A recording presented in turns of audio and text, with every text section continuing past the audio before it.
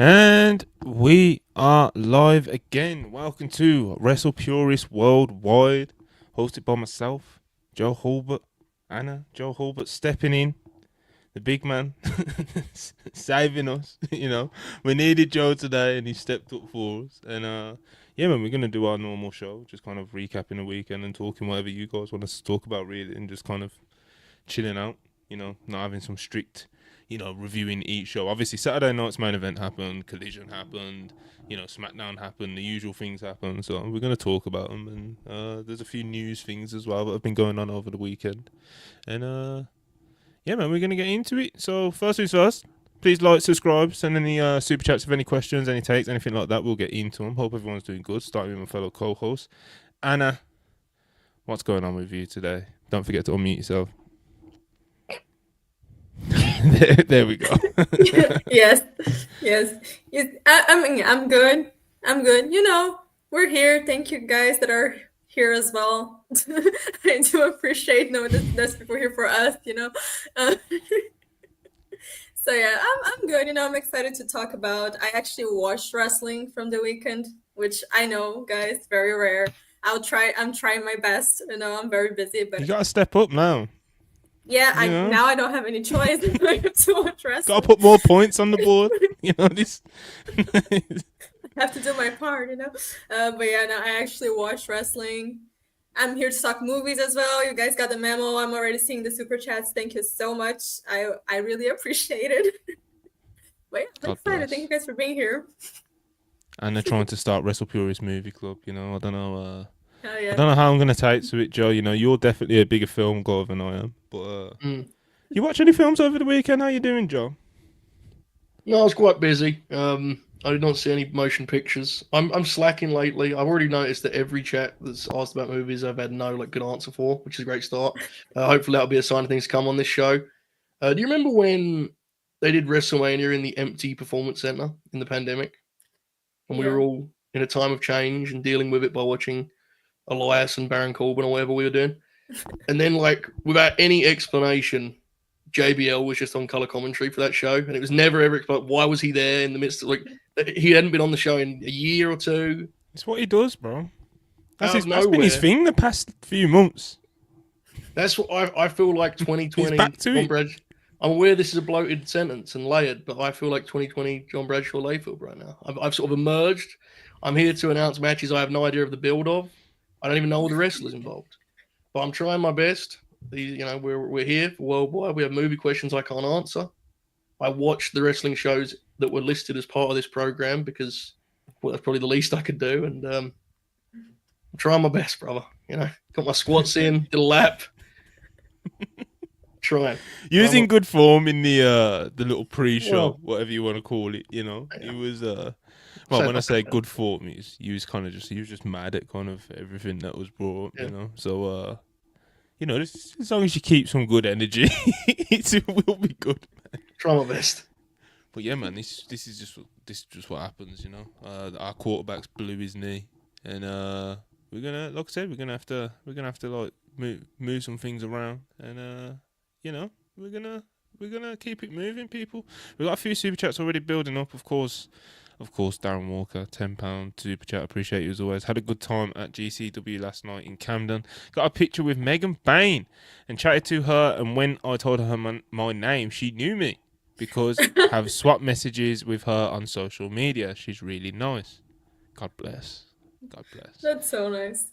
And of course she knows you. Even before he said it was because he saw messages. It makes sense that she knows Darren Walker. I feel like it's just a name that is known. Listen, he's big in the game. Our guy Darren, he's big in the game. The people know him, all right? Mm-hmm. But yeah, happy you had a good time. I think Charlie was there as well, and they announced UK Bloodsport, Joe. They did. I'm getting ready. I'm putting my team together. In the bag. I think Joey Bing Bong versus Quentin Rampage Jackson at Electric Ballroom in Camden could be a hot ticket. That show is in September, so I understand people might be excited, but that's a very long time away. What is it, like a sort of new Avengers film or something? What's going on? Listen, they got to prepare, bro. They got tickets to sell. You know, they're gonna do tryouts. This is what you're getting ready for, isn't it, Joe? You're Like, getting to be some in fair, the bag. You know, yeah, I did tell myself I'd never go to another Brit Rest show, but I never considered That's a Josh lie. Barnett would be on one. Oh no, when I did the Maxwell Jacob Friedman show, I said that'll do it. Thank you very much. I waved as I left the building. All right, have a great night, everyone. You know, they didn't know I wouldn't see me again, but I knew I would not be seeing them again. That was my finale. But I never knew Josh Barnett would be coming in. So give and take in life, innit? If they book Bishop Dyer. Bishop Dyer. You know, Saying that, he might still be Oh. Tom Pestock in Bloodsport because it's a real shoot competition, you know? that is true. That Yeah. is true. You know, Yeah. Golden Gloves champion. Get me? Bish You need Dyer, to- brother. That's what I'm saying. Bish Dyer. Man. Wrestlers are just the best, bro. Oh, God. love Whilst also definitely not being the best. You know, like, they're just insane. Alright. Jan Theodore, $2 Canadian. Appreciate it as always. We're bringing if Amelia Perez wins, we riot or we riot signs.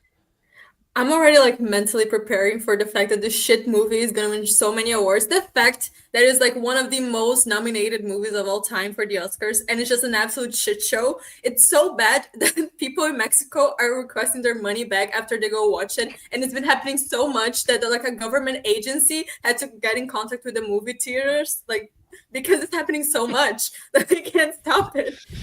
It's so fucking bad.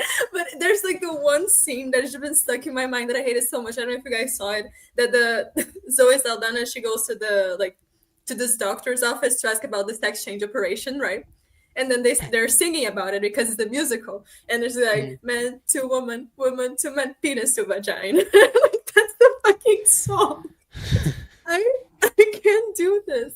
It's so awful. It's so awful. I do not understand why it's nominated, why people like it. Like, it's horrible.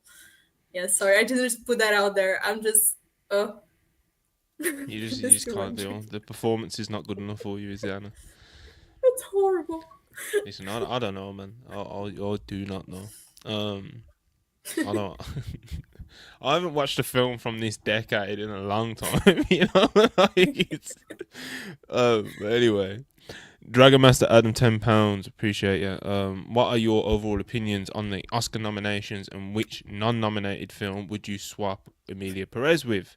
I watched 14 seconds of a clip from that film, and I had to turn it off. So this is Anna's gonna have to take this because, as I informed before we went live, I've seen one nominated movie for Best Picture, which is a complete unknown, which will absolutely not win. I was surprised that A Real Pain was snubbed for Best Picture. Challengers too, maybe. Challengers. Yeah, there's some interesting. But the ones actually nominated, I haven't seen it. But there's some I intend to watch. I usually watch all of them, but I feel those days of my life have long gone now. So, yeah, interesting. Anna, what you got on this? This is interesting. Okay, overall opinions. Of course, I'm Brazilian, so I'm very fucking happy for I'm still here. Like, yeah, the fact that it was nominated for Best Picture, I feel like everyone was super shocked by it because everyone expected like the Best Actress nomination and for Best International Feature, but like Best Picture, it was insane. It's a party, and the Oscars are gonna happen during Carnival weekend in Brazil, so it's gonna be a fucking party. It's gonna be great. I wish I was there. But yeah, so I kind of like the nominations. I see that every year people are like, oh, last year was so good. What happened to cinema? But then every year they complain about the same thing. Like, of course, this year we have the one huge stinker, which is Amelia Perez. Let's not talk about that one. But I think the nominations are like quite okay. They're good. Of course, the Oscars, so it's never gonna be like the best films, you know, they have a lot of the recency bias. So yeah, Challengers, because it was released like way too early in the year, is not getting nominated, but it absolutely should, especially for original score. That was like a huge snub. But I think the nominations are like quite okay. Yeah, I don't think like Wicked's gonna win Best Picture. Denis should have been nominated for director for both Dune 1 and 2, but you know, franchise movies, I don't know. But I think the nominations are actually like quite okay, but I'm still here to win over Emilia Perez. Like, we need to defeat the evil, the fake Latino movie. Like, Monty, you do you know this movie was made by fucking French people, right? And it tells a story about like this Mexican in Mexico. It's supposed to be in Mexico, and the character is supposed to be Mexican, right? And then they hired Selena Gomez, which maybe she has like grandparents who are Mexican. She barely speaks Spanish. Her Spanish is so bad. Zoe Saldana, who's also now Mexican, and a Spanish actress to be like the main character. And then the casting director was like, "Oh, because there's no good actors in Mexico, so we couldn't hire any Mexicans." Like they said that, and the director, who's this French guy, was like, "Oh, I didn't need to research anything about Mexico because I know enough." And they had to use Google Translate for the Spanish parts. You're really mad about this, Anna. I thought I was the mad one before this show.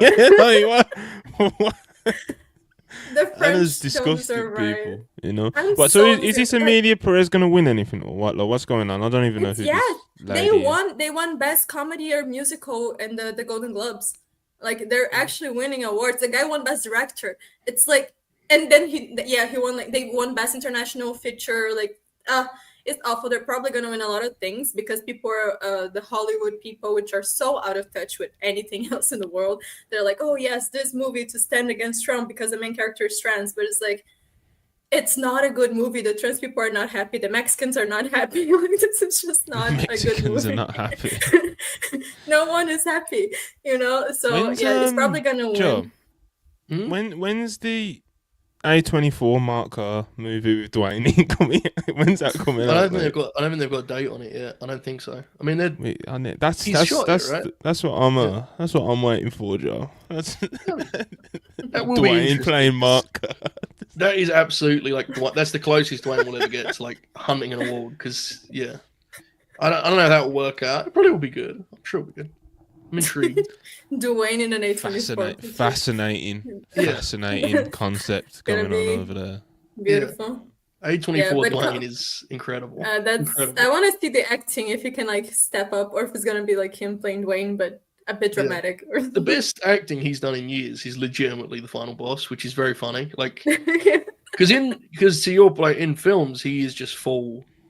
He's just Dwayne. Like the final boss, he was like this sort of unhinged, which is also Dwayne actually. Never mind, carry on. Let's keep it. Oscar nominations, I was just gonna say, like, watch The Substance, Conclave, like the goodness. Our Real Pain was amazing. I'm glad that it got enough for a script at least. But Ryan, $6.99 Canadian. Appreciate you as always. Who is your realistic but unlikely Royal Rumble participants? Mine would be Maiko Satomura, and then set up her WWE retirement match Monday or Tuesday. So what we're thinking, Anna, you think, mate, Satomura's going to be in the Rumble? You think someone else might be in the Rumble? Who's your unlikely but kind of realistic? Who are you hoping for, Joe? Anna? Anyone? What's some good suggestions, man? Royal Rumble this weekend. I mean, Joe. I have to be honest, I would pop huge just for what it represents. Cardona being in there would be hilarious to me. He's been on like every show in the last month. Like he's been asking to get in the Rumble for so long. I think it'd be funny. I would like to see who would be a good TNA name. Who's the funniest TNA name? Like Eddie Edwards strolls out, throw some knife edge chops. You know, that's probably the funniest. Like, that is like him just strolling out there in a t-shirt. You know, just doing his thing.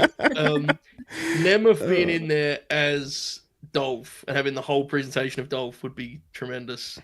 I could see that. JBL is my actual answer, because I'm gonna be real. I'll be doing a grin along. I will lose my shit if JBL enters the Rumble. I'm just gonna be completely honest. I'm just being straight up with it. I will. So he'll definitely eliminate some jobber as well. Oh, like he ain't just in there for a cup of tea, Joe. You know, he's going the distance, bro. Final thought. Yeah. I don't know, but who could be? Tessa Blanchard. Come on, man.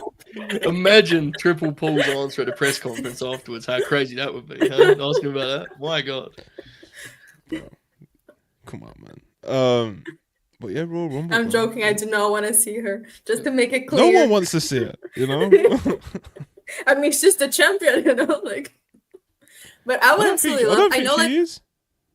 At TNA, isn't she? Didn't she win the title? She Jordan Grace wasn't the champion. Oh, I thought Georgia was the champion. No. Okay, Masha Slamovich is. Oh, thank God. You think I watch TNA? I'm locked in. like. Yeah, Joe's watched more TNA than any of us, bro. He's not quite Rob, but You know, So, he's I mean, I don't really like it, but in between watching it, I convince myself I do. It's the thing I've worked on personally. Gaslight. Yeah. So It's when you're telling yourself that you like it, Yeah. what are you telling yourself? Is it like Nick Nemeth? Well, I think Eric Is it Young's a hell of a like- pro. You know, I have a lot of respect for Brian Myers. Just, it's honest. I like the honesty of TNA and the way they kind of go, yeah, Nemeth's one of our top guys. Deal with it. What do you want from us? I like that. Then I watch it and I kind of go, well, I don't really like watching this very much at all, actually. But I don't know. I mean, they're trying their best, I suppose. So is Tessa on the weekly shows or what? Like, how much TNA are you watching? She's top star, bro. She's in the promotion. They don't give a shit. The people in Gorilla just look at it as, hey, you can already tell that's the deal. Like, it just is what it is, man. They don't care. To them, it's like, oh, she's getting booed. Great. They have no ability to decipher what that represents for them as a promotion. It's just insane. Chanting "You're a racist" to her in Texas or wherever it was, bro. They sent her out on the next TV to do a live promo. Like, they don't. No. Yeah, I was gonna say, Gail Kim, is she working with TNA still? Yeah. I would love to see her at the Rumble. I would actually love that. Yeah, That because would actually be quite cool. the way that she's perceived generally in like WWE history and lore is not very favorable, which is unfair to how talented she was. And a lot of the stuff she said aged very well, so that'd be cool. Yeah. I still wouldn't put it above Eddie Edwards, you know. Yeah. Just We're seeing the parties as well. 60,000, Joe. Yeah. Oh man, it's what the people need. It's what WWE needs, you know. Some Eddie Edwards on the pay-per-views. All right. More kind of Rumble talk, I guess. Chill guy Meatwad. $4.99. Appreciate it as always. Doesn't matter about logic, but who are your individual picks to win each Rumble and the Chamber this year before Mania? Hope you lads and one lady are doing good, by the way. Yeah, man. We just doesn't matter about logic, like we just Goldberg. we just feel like what we like, just as fans, what we would like to see. I guess, but I guess kind of lean on something that could actually happen. Like you can't just be like Diamond Dallas Page, you know. Like, well, okay. I mean, EO for me, I'm not giving that up. I know how unlikely it is. Agree. You know, I agree. I really want EO to win. I saw the thing that they're planning Bianca and Rhea for WrestleMania. Like, EO gang. Let's keep our heads up. It's still possible. The fact that they chose Von Dutch as the theme song for the Royal Rumble, it tells me that EO is gonna win because Tokyo Shock is just so Brett, so I feel like it's connected somehow. Like it's a bigger plan. It's a bigger force there. Okay. Good luck. Yeah, man. But Charlotte's definitely winning that Rumble, guys. Let's be real. Let's keep it low. I think Charlotte's winning the Chamber actually because she never won the Chamber before. I think it's the one thing missing in her like curriculum and the WWE because she won Money in the Bank, she won Royal Rumble, she won like all the titles, but she never won the Chamber. So I think it makes sense for her to win that. That's fair. I think. What about Becky? I think Becky's doing. I think she's going to do Brett Piper with Lyra. I think is what she's going to try and do. Yeah. What a beast. For the IC strap. I'm pretty confident of that. That was a crazy thing I just said, like as a normal sentence. Huh? She's going to do the old Brett Piper with Lyra Valkyria. Yep. I mean, look, I'll give you my predictions in a moment, but I want AJ Styles to win the thing, of course. I'm going to Vegas. I'm sweating bullets right now. I haven't seen a match I want to see on the damn thing. I need something. I need an outlet, Maybe the big LG can get in there, but I think AJ is my best shot for joy and hope and peace. So I'm going to go with that. I think Seth freaking Rollins is going to win the Rumble, and I think Charlotte Flair is going to win the Rumble. Oh yeah, Charlotte never won Money in the Bank. I thought she had my bad guys. Good time. I had time, Anna. A couple more months. Well, yeah, unacceptable stuff from Anna. I'd say I never thought about Sammy winning the Rumble, but then last week someone brought it up, and I started thinking about it, and now I watch Saturday Night Main Events, right? And like I need Kevin Owens to win the title. I know the chance is very slim. I know it's very, very unlikely, but I do need him to win Cody's title, and then I need Sami Zayn to win the Rumble. Like everything needs to come together. It will not, because CM Punk's probably gonna win, or Cena. So or what it's would you gonna be- do? So as someone who Mhm.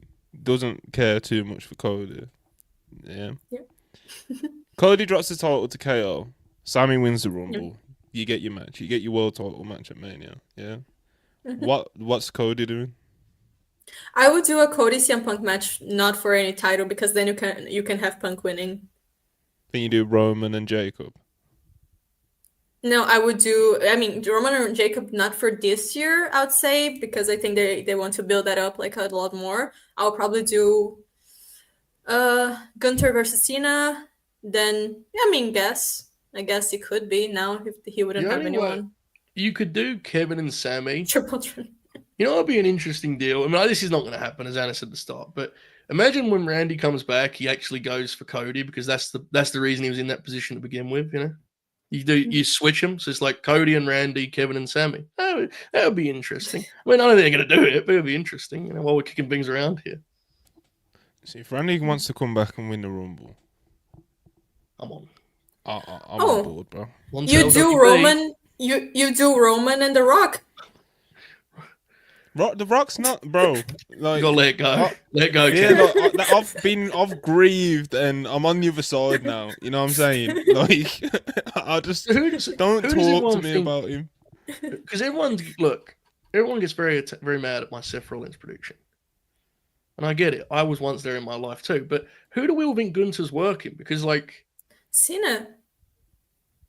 I think But it makes isn't it- like the dynamic for me with Gunther and Cena makes so much more sense than Cena I and agree. Cody, because Cena and Cody are like two huge baby faces. Then maybe if they had like a nice match and then Cody wins, they shake hands. Like I could see that happening as Right. well. But I feel like the Gunther match would it makes so much more sense. It And I makes also way think it more makes more sense. sense. Yeah. For CM Punk, because he doesn't want to lose to Gunther, Yeah, but for him to listen, have like a fellas. match against Cody. the bat signal is suggesting. I mean, it sounds like they're gonna do Cena Listen. and Cody, right? I mean, Listen, fellas. Yep. Fella and lady. Okay. I'm whispering. Yeah. I agree that it makes more sense from our point of view, as in like, okay, you do Gunther and Cena because of just like the dynamic, the way that those two styles would clad, blah blah blah blah blah, the contrast, everything. Yeah, it all makes sense to us. However, Cena versus Cody is literally one of the biggest matches they can possibly do. Agree. That's the match they're doing, I think. Yeah. But without Dwayne, Cena and Cody and Roman and Punk are probably the biggest box office matches they can put on. Yeah, I agree. You know, and it's WrestleMania. So, But who do you think's working Gunther, Monty? There's no reason we can't do Uncle Alan here. I'm telling you. Let's just tell the story. Listen, bro. I would love it. Please. Should we try run a 1 week campaign? I'm pleading with you. I got nothing left, man. I'm telling you, it's Finn out there right now. I'm headed to Vegas. Dragunov. What about Sammy? No. We didn't know. What about Uncle Alan. Sammy? Anna, don't derail this. This is important to me. Carry on. What'd you say? I'm sorry, everyone. Listen, I'm with you, bro. I'll listen. We can run this campaign. I'm with you, bro. I'm on board, but I'm just saying who else. You said who else? Sammy? No, not again. That's fine. We did it last year. Yeah, I mean, Yeah, not again. it'll be good. That'll be good. I mean, they worked. Yeah, we can do that. Anyway, Uncle Alan, it's decided. That's who we're locking in, bro. We might have to start some sort of campaign. Like, I need the live chat. Yeah, this is what you need to do, people. You need to think of some sort of hashtag. All right, come up with something. All right, we can't have Rollins. I can't do that, bro. Someone said Oberfemi. I'm on board as well, but you know, I can't. As long as everyone's happy, you know. No, Joe. No. I haven't got the fire for this. Not Jay Uso. Not fucking Jay Uso. I yelled at Anna a minute ago. I gotta let it go, man. It's over. You know. I'm sorry, Anna. I'm just. We want Uncle. I'm not putting that on the screen, but pop. I mean, imagine it. Okay. You know, they're working this world title match. They're 20 deep. Ref bump. Out comes Ludwig Kaiser. and it's WrestleMania 18 all over again. Machine Gun is like on at WrestleMania 18. He slides in there and hits the double A Spinebuster. What's that? And you hit the soundball Jim Ross response to it.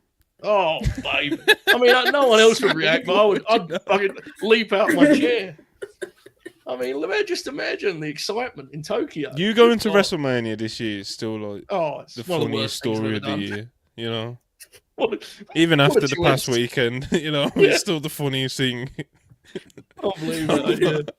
Yeah. I've heard all year. I'll try my But, best. you know, locking in. I should do a live Locking show. in for Mania 41. You should do a vlog. Imagine your vlog, just you just sitting there and just shrugging your shoulders and shit. You know? Turn into your brother. It's decent match, this, you know.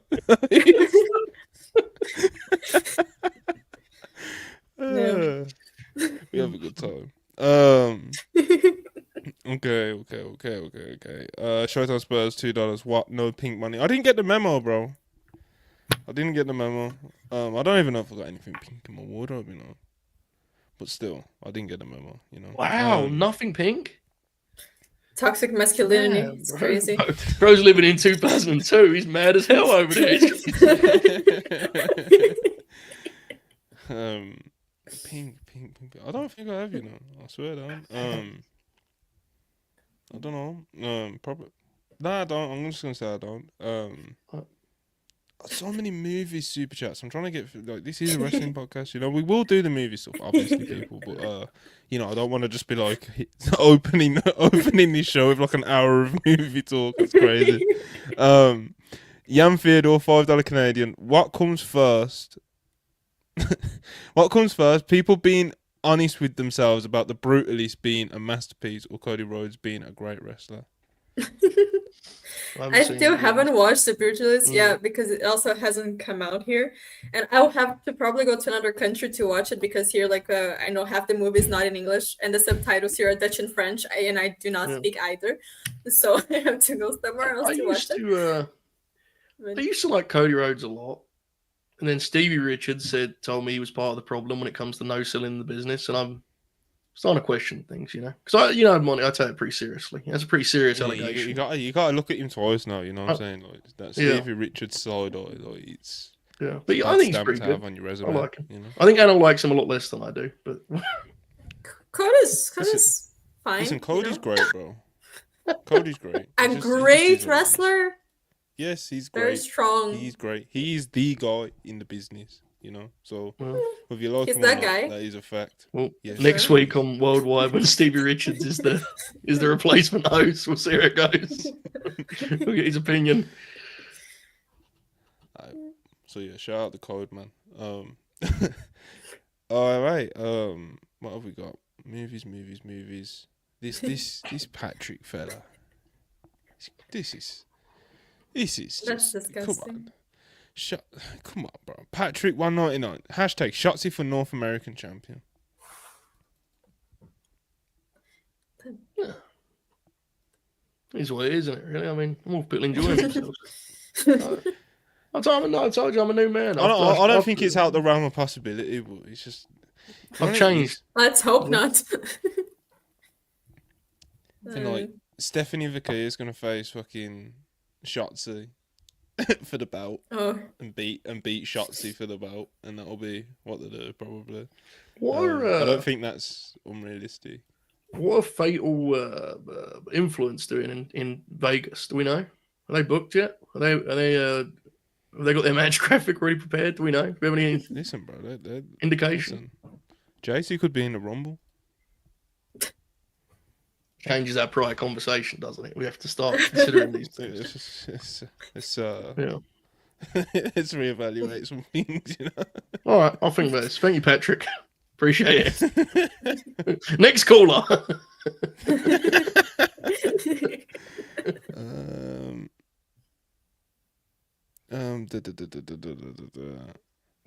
Scrolling through 10 movie questions. Yeah, that's literally what I'm doing. Rose Show 1221 279 Canadian. Sky Team for Faction of the Year. Sky Team. The Sky Team. I feel like Is that what I'm they're missing calling the something OC obvious, these bro. days? Who's Sky Team? I don't know. Someone in the chat. Come on. Chat seems excited. Sky Team. All Chat. caps. Come on. Need the It's chat. the same to get into person. the mix. It's the name. It's the same person. Alright, we ain't getting no help here, people.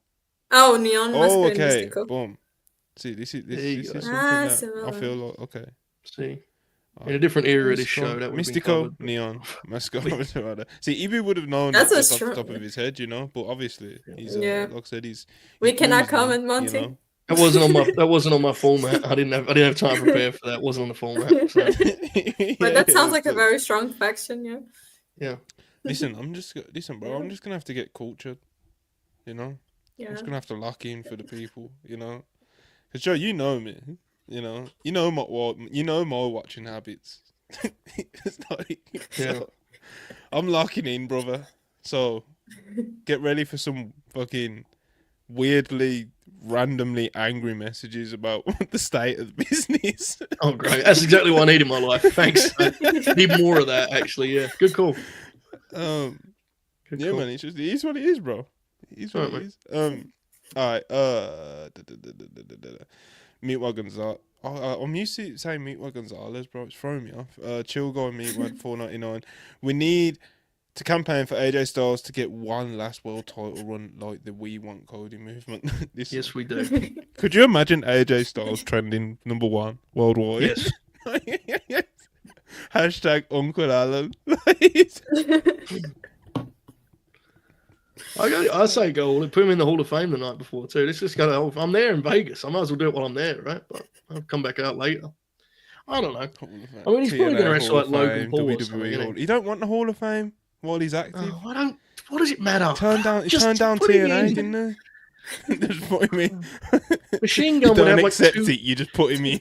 Dude, if they announced him on Machine Gun would have like 10 weeks to like write his speech, it would be incredible. He has nothing else to do. Come on, let's get the ball rolling on these things. I have to be honest here, and I know this is not my platform. I apologize, and I promise we'll move on after. I didn't intend to make this a thing, but if AJ Styles wrestles Logan Paul, I need to. This would be real bad for me, man. This is not really what I need in my life at this point. I'm gonna be honest. I'm not trying. Look, this is not usually my nature. I'm not usually dramatic about these things, but I need this to not be I need it to be something else. You know, that's all I'm asking. I'm not asking for a lot. You can wrestle Damian Priest. What happens like when you see that match announced, Joe? Yeah. And you're out there, you're out in the crowd, you pop in for Uncle Alan, and then he loses to this YouTuber. What happens, John? What do you mean? It's the end. The end of what? Wrestling, right? They're already trying to get rid of me. We got to stand. The game is gone. We're getting we're letting these. There is right and wrong, you know. You got to stand for something. I mean, he can wrestle Damian Priest. That'd be very polite. I have a problem with that. He can wrestle Mel Hayes. That's probably the move, to be honest, bro. He can wrestle Andrade. He can wrestle. I mean, he can wrestle Tamatonga for all I care. Just come on. AJ versus Nakamura. Well, I was there for the first one. I'd rather they not do that, but still, Yeah. Yeah. The 6-star 199. Even have a match. Sorry. Well, you know he's getting one, so just. I know, but he shouldn't. Get ready for it. All right. 6-star 199. Sari, WrestlePurists Wrestler of the Week. Chills. That is a fact. Hell yeah. Sari. Yeah, man. She's one Wrestler of of few the of year. them, man. Yeah, she was our Women's Wrestler of the Year for 2024, and she's starting 2024. Should have been Booker of the Solid Year as well. She was close. She did very well in Booker of the Year. She did. One of the only people that did. I voted for Jesse Ventura, but Wait, yeah, I did. I voted because I didn't watch the stuff that was like. So I just thought the right thing to do was Jesse. I don't think that counted. I don't know if Jamie put that towards the sort of spreadsheet or something. Yeah, maybe. He's very mad at modern referees. I don't know if you caught this, Joe. But, Jesse or Jamie? Both. Jesse. Jesse. Jesse was The body. incredible. He's like the best color commentary in wrestling. He doesn't even know what's going on. It's incredible, dude. The No levels. idea, bro. No. He knows No nothing. clue. In the opening of the show, he was asked what match he's looking forward to and looked down at a piece of paper and basically read from it in Jesse. It was incredible. Bro, fucking, like, the first thing he said on camera was calling out, like, the governor of Texas, Greg Abbott. Like, and he was like, Jesus. He said WWF. He said Intercontinental Heavyweight Championship, which is like something they haven't said since probably what, like 87 or something. I mean, Probably not. what an artist. And when he said WWF, I was watching like I don't know what the rerun, whatever it was, and you can see they just like mute him. He says WWF and the censorship. Incredible. That was amazing. They tried the best, you know. Okay. Chill guy 4.99. Joe, how much for the Mania meet and greet VIP package, brother? Also, do we bring our own markers and paper to the big man? I haven't decided on the price yet. It depends on what the card looks like. If I'm in a good mood, it might be affordable. If not, it will not be. Definitely bring your own markers. I'll probably be selling 8x10s. I'm going to talk to Cardona and Myers about trying to get me one of those bendy figures so I can get rid of, that'd be pretty. That'd be a hot item, right? I don't know what will be my outfit, like a Hawaiian shirt. Just a chubby bearded white fellow with a Hawaiian shirt. Yeah, you gotta have the shirt. Yeah, all but staple. The tracksuit would be the second. Shirt and shorts. Yeah, shirt and shorts. Big shorts guy. Monty and I have talked about this. I'm a big shorts guy. So yeah, you're gonna have to pay a lot of money. I'm just gonna be honest with you. I mean, yeah, bro, chill guy, Meatwad Gonzalez or whatever his government name is. I don't think it's that. Yeah, I'm sure this is the guy that ran up on you about Jay White, bro. That is incredible. He's a beast. Oh, that's so. So if you don't set that prize, bro, he's gonna be coming for you. Oh, that's fine. I wanna find out. Joe, do you remember when we were outside after All In and this guy just walked up to us? It was me, you, and Charlie, and this guy just walked up to us. WrestlePurists. I'm like, yeah. No, hi. it's actually much worse, Anna. I'm sure you remember the details of this. Go on, continue. No, because I just remember, and I thought he was your friend because he was just like saying stuff and there, and I was like, oh, he's Joe's friend, fine. So I was like, not reacting, and then he left, and I asked Charlie, like, who was that guy? He's like, I don't know. No. You've forgotten the worst part of this story by far. I'm standing there with sunglasses on and a Hawaiian shirt at 10:30 p.m. outside Wembley Stadium. I'm standing with Anna and Chuck, two of the great people in this space, two people I admire very much. And this brother comes over and is like, WrestlePurists, and I'm already ready to go. Right? I got my selfie pose going. I'm going to tilt the glasses a little bit, like Double J on an 8x10. And and the brother's talking, and he goes, "Oh, it's Anna and Charlie from WrestlePurists," and I'm just kind of standing there like, "What?" I mean, I'm here too. He had no idea who I was, no clue. Just a Girls on Graps fan, no idea of my history in the promotion. Just sat there and put over WrestlePurists for like 30 seconds while I just was left an outsider looking in. Terrible experience. I remember it vividly. I remember it vividly. Very much. The whole time I was like, yeah, that's Joel's friend, because I didn't even realize he like ran up on us, and I just saw like him there. So I'm like, oh, WrestlePurists, and like he was standing next to Joe, and I was like, okay, they're like his friend, and then he just left, and I was like, okay, hi. It was an interesting day. That was also the day with the security guard thought I was blind. It was an interesting day. I was walking around with sunglasses and like, I guess I didn't know where I was going, so. And the dude came and he was horrified about where I was going. He had no idea where I was going or what. He was like, "You need help? Are you okay? You know where you're going to?" I was like, "I'm fine, man. I'm just going to look for the letter." And I walked in and I said, "Oh my God, he thought I was blind." I thought you needed assistance. He put his hand on my shoulder and everything. He said, "You okay, bro?" I'm fine. Oh, I don't know why that's killed me so much.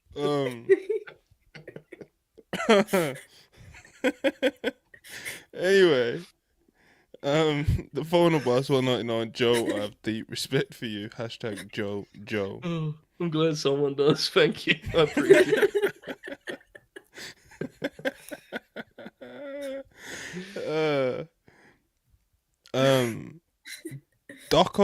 Dokomoy. I've definitely botched that, but appreciate your $2. Who is the Machine Gun Kyle Anderson of directors? Come on, Joe. There is no way I'm answering this for many political reasons. I would just say I actually have a story about this while we're at.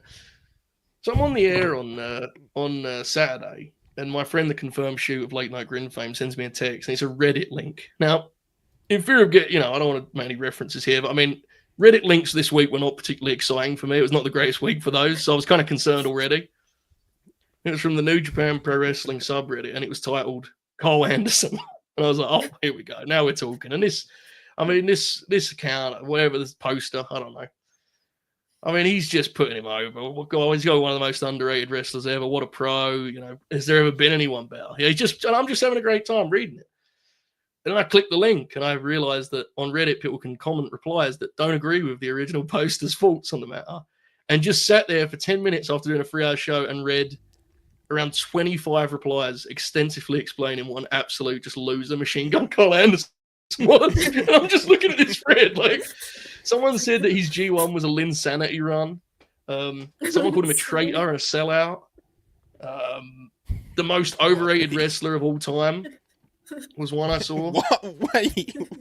Bro, I didn't realize. People talk about him. But the thing is, he's overpaid, because I'm in such a bubble with this stuff, I forget like a lot of the internet hates those guys. Because no one obviously says it to me, right? If someone ats me, it's like something silly. So that was another thing that happened to me. I've had a great week, guys. It's been great. I'm in a great mood, great form. I didn't enter the stream yard like yelling about stuff that I have no control over. It's going great. So anyway, shout out to Cole Anderson. Anna, who is the Cole Anderson of movie director? I need to know. Yeah, so what does that mean exactly? Does it mean like most overrated, overpaid, or like good? I'll give you I'll try and do this. I'm going to try and do this politely. A director who made a great movie, a couple good films, and then they've slightly lost their way in the remainder of their career. Maybe. I don't know. That would be my outline for you. Like Zack Snyder, maybe. I knew this game wouldn't end well for me. That's a good answer, fine. All right, let's carry on. Good question.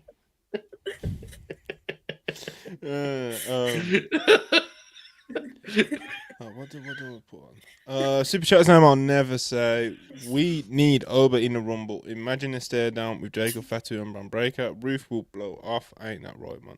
Listen, if you're putting Oba Femi in the Rumble, it needs to be a year where you can go in there and eliminate like 7 people, bro. I don't think this will be the year for that, so... I don't want to see him get in there just so we do a few stare downs and he ends up just getting thrown out by fucking Shinsuke Nakamura or some shit, when he makes his Rumble debut, he's winning it. Alright, so that's where I'm at. But it'd be cool in the moment, though, I guess. Yeah, I mean, if you would, like how they did with Jade last year. Like she was in the bottom 4, she eliminated like a bunch of strong people, and then like in the end she just kind of like fell. She wasn't like fully eliminated. You know what I mean? I feel like if they would do Oba in the Rumble and for him to now win, it would have been like the same construction as they did to Jade. That makes sense. Listen, we're coming for everything, bro. He needs to come up to the main roster at the right time, where there's like a path for him to just fucking run through everybody, bro. Like, I'm obviously biased, but, bro, I'd go more all in than what they have with like Bram Breaker, like that IC title he's holding would be like the world title at this stage, Yeah, I think there's opportunity you can just do that with Oba, bro. Because just fucking look at him, and then he backs everything that you would assume from looking at him. You know what I'm saying? Like he's different, bro. But anyway, Final Boss 199. How are we feeling? They might do a Rome Punk Final 2. Who would win? Mm-hmm. Because unless like Punk is going to beat Gunther in between now and what I'm saying, like I don't know what I don't think they're gonna. I think Punk will eliminate Roman maybe, but I don't think they're gonna, because I think Roman's winning the Mania match. But I don't think either guy's working the title match, so I don't think so. Yeah, I can't see that one happening either, to be honest, because as Joe immediately said, like, who wins? Like, you know, Yeah. then it's like, then what? It's, you know, I mean, 'cause in the final obviously, four for sure. Yeah, I'm in the final four. Yeah. I agree. But will Owen obviously be I'm in the under Rumble? Doesn't impression it that feel they'll like a be, bit? facing each other? So like, Yeah. obviously, I'm under the impression that they'll be facing each other. Yeah. You know, so them eliminating one or the other from the Rumble doesn't. I don't know. We don't. Yeah. Did they announce that Roman is gonna be on the Rumble? Yeah. Roman's in the Rumble. Okay. He is in That's the crazy seeing him in the Rumble after, like, Yeah. him being champion for the past First years. one That was actually since really 2020, crazy. I think, right? 2020 was the last time he was in the Rumble. Yeah. He ain't needed it. You know, Yeah, but he has I those mean, main- that's he a has those main easy. events locked down, bro. You know. Yeah. That's an easy way to construct, like, for Roman and Punk. Like, very, very easy, shit cold way, you know, to build any match. It's just Yeah. having someone eliminate the other. Riley Walker, $2. Dwayne, he's a Carl Anderson actor. Come on, man. That's a great comparison. Anjan PN, $2. So is TK trying to say AEW was bad on purpose? So I'm assuming this is in reference to the report from, I think it was like late last night, earlier today, where it was just like, you know, like people in AEW were like super happy with how Collision went, and it was noted that Tony Khan has been in the weeds a lot more creatively in AEW recently. So Tony, I didn't know he was out of the weeds, Joe. You know, It reminds me of well, you know, the Roy Keane bit where he goes, "It's his job. It's his job." I don't know, man. I'm not trying to, you know. It feels like half the things I read now are just like confirmation that these people like their own shows, which I'm not really thrilled about, to be honest with you. I mean, I understand it is relevant and it is news, but like, is it? Well, I don't know. I mean, I'm trying to be polite here, especially on this week of all weeks. If it's like someone debuting or something, and it's like, oh, everyone was ecstatic with this person's debut, or so, you know, something that has some meaning, not just like people in WWE thought Saturday's Night Main Event was a great show. Like, that's not. It's just, that's it seems to be news, all we hear. You know, like, yeah, I mean, it's like the one when and again, I'm not trying to call him out because again, especially not the season for it really, but it's like the one when Bron and Jacob went face to face, and it's like there was like a legitimate report that they were really excited about how people reacted to this. And it's like, what did they like? That's why they put them face to face. Like, it's fake. Like, I'm not. It was a great. You know what I'm saying here? It was a great reaction, but like they didn't put them together and go. It's exactly what Rich said in the chat. It's the Obama giving himself a medal. I mean, that's what it is. It's like we booked something and we were happy it got the exact reaction that we booked it for. It's like, well, yeah, obviously, right? And again, I'm not. This is not a personal thing. I'm just because you have to play the game. I mean, you know, it is what it is. I'm amazed by it. Everything I read is about just how good everything is. Everything's going great. They have a plan. Every time something happens, it was the original plan. No plans change. When someone comes back, they go. I still can't get over you just being like bewildered for a split second and being like, it's fake. It's fake. It's fake. I said this the other day. There was a report a few months ago. And I don't even know who reported this, but someone asked when are Becky, Charlotte, and Alexa coming back to WWE? And they did this. There was a quote that was like, unlike the prior regime, we plan these things extensively. We will not waste these returns. These are major happenings, and we will make sure the plan is done properly. 2 months later, the plans were, for those of you keeping count at home, Charlotte's had 2 vignettes so she could be in the Rumble. Becky is yet to return, and is probably just going to be in the Rumble, which, by the way, is how every wrestler has ever come back in the history of wrestling. And the Alexa Bliss return was so well planned, it's not happening anymore. So I'm not saying, I'm just saying it's people playing games here, and I'm just being real. Just being honest. Listen, this is how it goes, bro. Yeah. You know. And again, I'm aware this is a hilarious time to do this, but ain't no one. This is just the reality of the game. I'm not being individuals. I'm just being honest about what I see. Oh. So yeah, Tony Khan's back in the weeds. Anna's happy about it, you know. She really rates him as a booker, you know. Oh yeah, amazing booker. He had to get bullied publicly online by Sumi Sakai to book Yuka. That's actually insane to me that worked. That she was on his ass for weeks. Like, yeah, I don't watch AEW, but if you book Yuka, I would, like, every day until he actually did it. That was great. We should say, on top of all that, Collision was very good. You know, I'm not quite. You know, the show was very, very good, and they should be very happy with it. I'm talking more broadly, you know, about the set, but yeah, Collision was very, very good. And there's, you know, I think people get so swept up in the Death Rider stuff, and I get it's frustrating, but there's a lot of positives on those shows. I'm sorry, man. I'm just. I don't do this anymore this way. It's very hard for me to adjust. Right? I'm trying to balance things out here. There's a lot of good stuff on the shows. I like the shows. This isn't a commentary on the shows. I just, you know, I think it's an interesting time, guys. That's what I'm saying. All right. The super chat is now on. Never said $2. Final four in the women's rumble: Charlotte, Io, Bianca, Becky. Yeah, sounds pretty realistic, to be honest, mate. Sounds right. Jordan Grace could slide in there. Definitely, yeah. So yeah, Nia Jax could end up being final four that once. Yeah, because you might use one of those for like a shock early elimination. You know, like in the midway point, they do that sometimes, right? So yeah, but I think that's a very good guess, definitely. Final boss 199, Big Rome killing time in the corner. Hey man, he's gonna be chilling, bro. He's gonna be. He might be number 30. Yeah. There is no way they would make Roman like go in early. No, what are they gonna do? They're gonna make him like take moves from Andrade. Like, no, it's Roman Reigns. Roman feeding everyone one night only. Just Paulie dangerously flexing over. He's gonna get punched by Joe Hendry. Like, no, yeah, guys.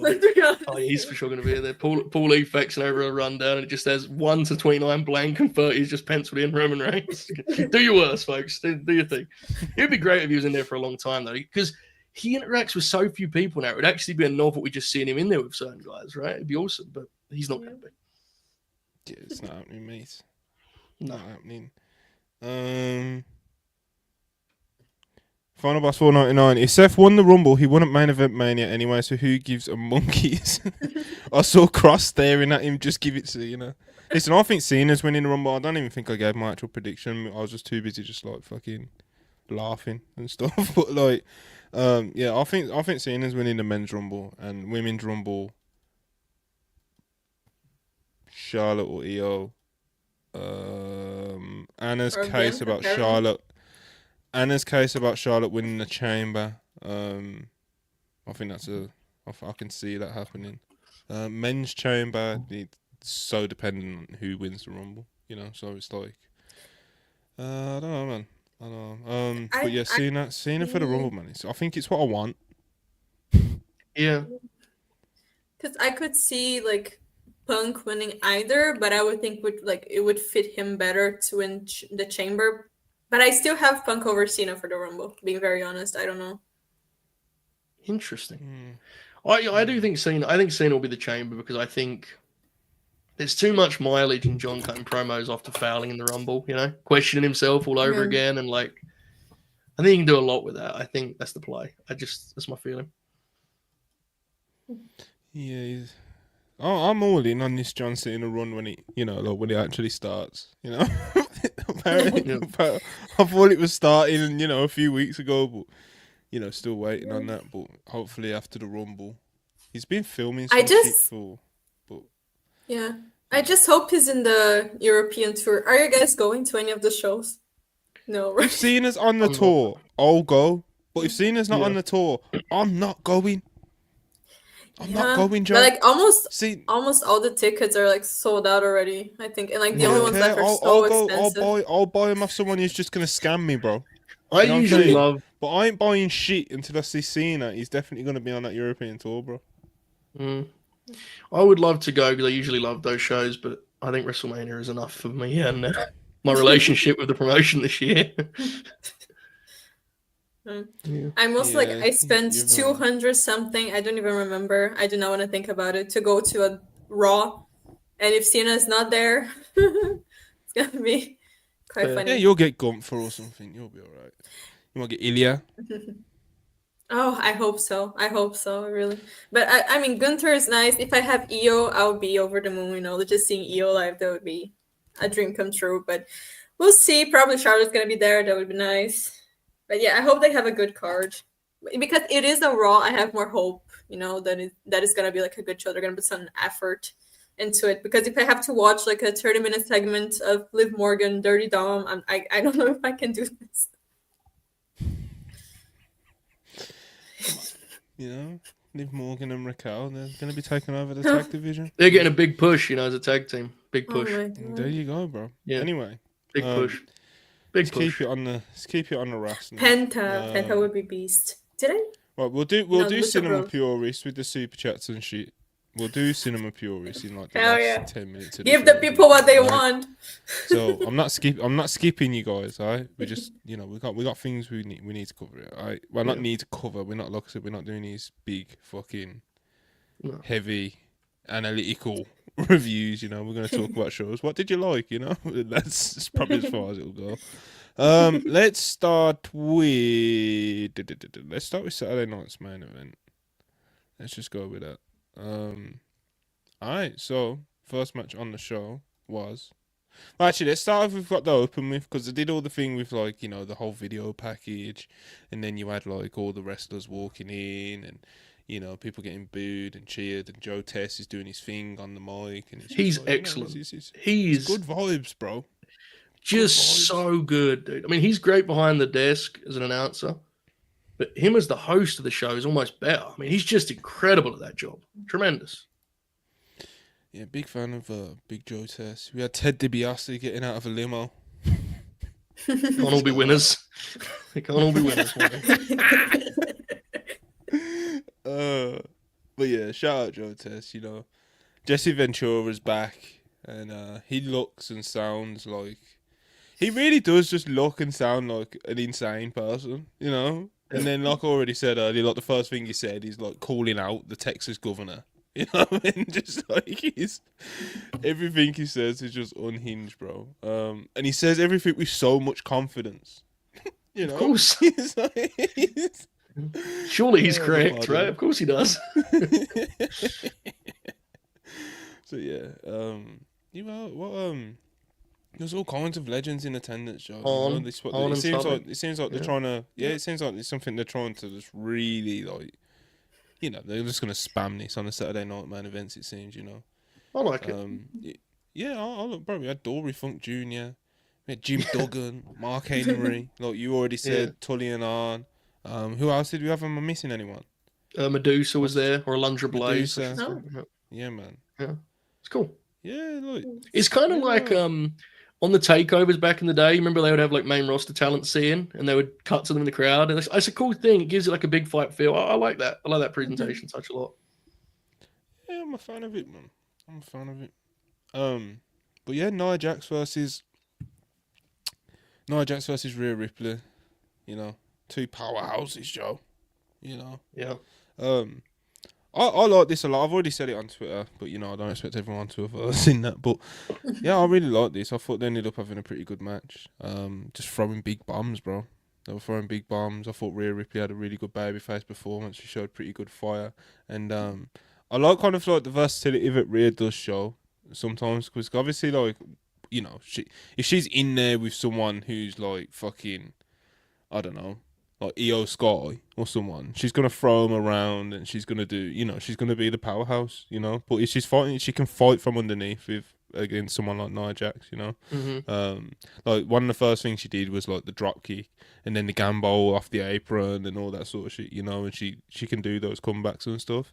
But like I said, they were just throwing bombs, doing loads of big moves. Like I think Rhea hit like a power bomb, an electric chair, a fucking, you know what I mean? Like they were just doing. Nia Jax did a leg drop from the second rope and all that stuff. A Samoan drop from like the top rope and all this sort. They were, like I said, they were throwing bombs. I really enjoyed it. Good pace to it, and a good win, a good babyface win for Rhea Ripley.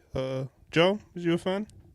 I've seen there like be some different opinions of this. I actually thought this was like really quite good and considerably better than their match that main evented in Australia. I think this worked way better as like a kind of opener sprint rather than trying to have a conventional main event like they had to there. And I also think the biggest difference was, while I definitely agree with you, Rhea did a good job fighting from underneath, this was also more back and forth than that was, right? I thought they give Nia way too much heat in the Australia match. She was in control for like 6-7 minutes, it felt like. Because of the run time and because of the spot, they just went back and forth with bombs, as you mentioned. So I was very, very good, actually. I thought it came off nicely. And Nia has settled into a really weird rhythm where, like, I don't really get like what when she cuts promos, I have no idea what I'm even supposed to think of her really at this point in the game. She's I know what you're saying. I generally like her like big singles matches. And Rhea, quietly, I think Rhea's very, very capable, but her like resume has not been spectacular, right? Last couple, so like this was a win for all involved. I thought this was like and for Rhea, I thought it was important she have a good match here, so I liked it. Yeah. Nia's doing a thing. Anna, what did you think? Did you catch it? Yeah, I agree with Joe. Like, I feel like Rhea, she's been kind of stuck in a limbo for the past couple of years. You know, of course, like in her first title run, she wasn't like really having a lot of matches or interacting with the women a lot because she was very much in the Judgment Day thing. So like she barely defended her title at all, and then she was stuck in the Liv Morgan thing, which, you know, those matches weren't the greatest. They weren't the best. Just being very nice, to the point that I had kind of forgotten how like good of a wrestler Rhea actually is. So like I said, I feel like this was such an important match for both of them because it kind of reminded me, and I bet it reminded a lot of people as well, like, oh, Rhea is actually like really fucking good at this. Because I remember her Charlotte match, I was blown away, you know, her on NXT. I know she's a great wrestler, but in the past couple of years, I kind of just forgot about that. And so of course it wasn't, you know, like, well, the best match I've ever seen, but I think was very efficient in what it was supposed to do. And now I just want to see Rhea wrestling more and more people and different people. If she could be like a workhorse kind of champion, I think it would be amazing because she is generally great in the ring, you know? So, yeah, I really liked Big it. fan of Rhea. She comes off like such a star as well. It's like well, everything Anna was just saying about kind of like a recent record and title reign's been a bit weird. It's obviously all from like an in-ring perspective because it all correlates. It's all parallel to when she's blew up and became the biggest star she's ever been, you know. So obviously she's been booked kind of like weirdly, I guess, because of that, you know. Showing different sides of her and all that sort of shit that they do in WWE, you know.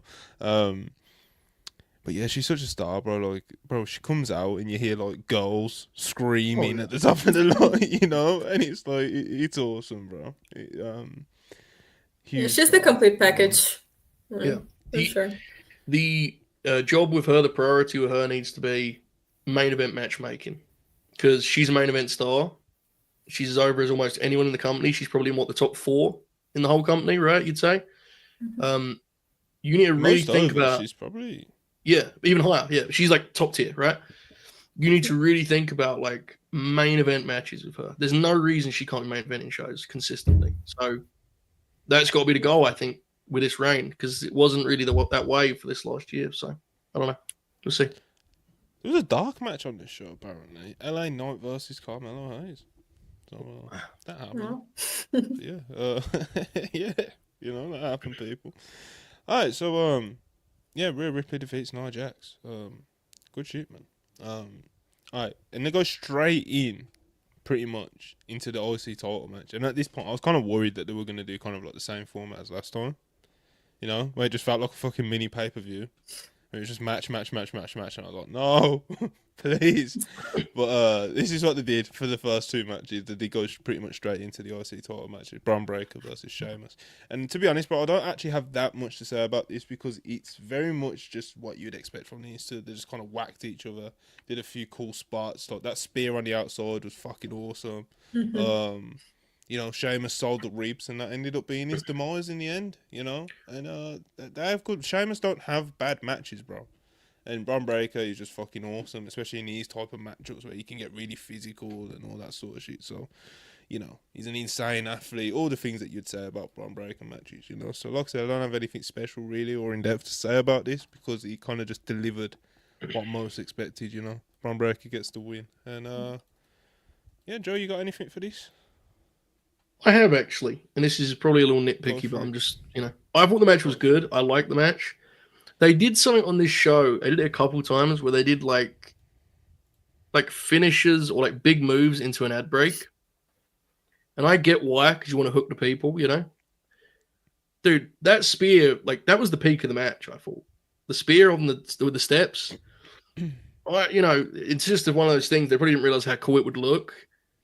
That them having to come back from that and just work like the rest of a normal match, I thought was pretty challenging, to be honest with you, from like an escalation point of view. Because when that happened, we were on a grill and we all yelled at that, like, "Oh my god!" You know. And they had a good match, man. As you mentioned, a super physical, but I almost wonder if they could have it back if that should have been like something resembling the finish or close to the finish. Instead, it was the cutoff basically, and they went into heat. So that was the only thing I would say. And that's the challenges of doing prime time on, you know, on NBC where there's so many ads, but. It was a good match. Sheamus is... The ads were brutal, bro. The ads were tough, brutal. Like, it was really something tough. that was very evident when watching live. And when I was trying to rewatch it earlier on the YouTube, and he's like, even it's just lit ad, break. I was like, fuck this. I had to go to the back alleys to get a link for it. You know, I couldn't do it, bro. You know that. You know sometimes like like I said, some of those links have all the ads cut out, and it's like it was 1 hour 20 minutes. 40 minutes of ads in a 2-hour show, bro. You can feel it too, man. When we get to the main event, I mean, oh my god, that ads killed that. And I like the match. We'll get to it, but carry on, mate. Brutal, bro. Brutal. So yeah, way too many ads, but it's like as Joe said, it's kind of what happened. I mean, I watched without the ads, so you know, I enjoyed it a lot more. I think. Well, good for you. I think it was it was a banger. And like they said in commentary that Sheamus is only missing the IC title. It's the IC that they've been telling that. The IC title. They said that, and I was like, okay, I hope that he can win it eventually because I love Sheamus. I'm a big Sheamus girl, and I would like to see him having like another run as a champion before, you know, he like retires or slows down or whatever. I don't know when he's gonna do that. I think he's like in a pretty great form, so he's not gonna be anytime soon. But I would like to see him have another like title run. I think that'd be nice. And Bro Breaker, he's just a beast, you know. There's not much to say. Banger. Well, Sheamus has just signed on for 5 more years, so I think at some point we have time to complete his collection. You know, for sure, yeah. That's good. So but yeah. Pretty decent outing, but you know, I think Joe's point about it kind of going past its peak and the ad breaks kind of affected the pace and stuff of it, escalation and all that sort of stuff. So, you know, still good nonetheless. Another good win for Braun Breaker. All right, so there was a thing where they go backstage and they're showing people in the locker room, and like Gunther's practicing his chops with a resistance band, like Bro, it's the most beast thing I've ever I missed seen. that. Damn, I missed that. He's got like a resistance man like hooked behind him, and he's just like, and he's doing it like into the camera, like he's fucking beast. So yeah, that was a thing that happened that I wanted to highlight. So yeah, shout out Gunther. But the next thing that happened was also a very beast. Jacob Fatu got a body. He caught a body, people. He killed Braun Strowman, bro. It was fucking crazy. He did blow up in the process. I don't know if you spotted this, Joe, but he was still beast. his final moonsault, he was like, "Yeah, I ain't doing that double jump shit." Like, he just got up there and just hit a normal moonsault, you know. But yeah, Jacob Fatu versus Braun Strowman ended up being more of an angle than a match by the end of it. Jacob Fatu cut another great promo, his second one in 2 days, where he's just, bro, he's just fire, bro. Like, I think, I